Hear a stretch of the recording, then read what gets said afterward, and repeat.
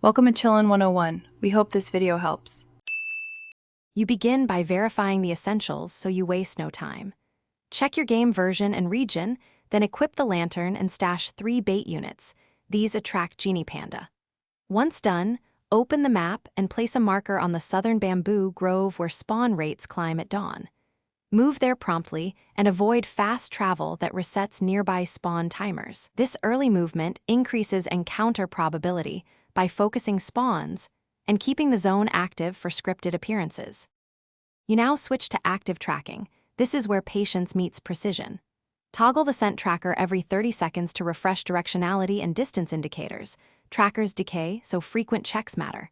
While moving, watch for ambient cues like subtle sparkles, distant chirps, and fresh paw prints. They narrow the search corridor. Once a cue appears, adjust lure placement in 5-meter increments and wait. This method funnels movement, increases linger time, and forces scripted spawn checks to prioritize your location. You are in the last meter. This is delicate work. Approach calmly by crouching and walking slowly.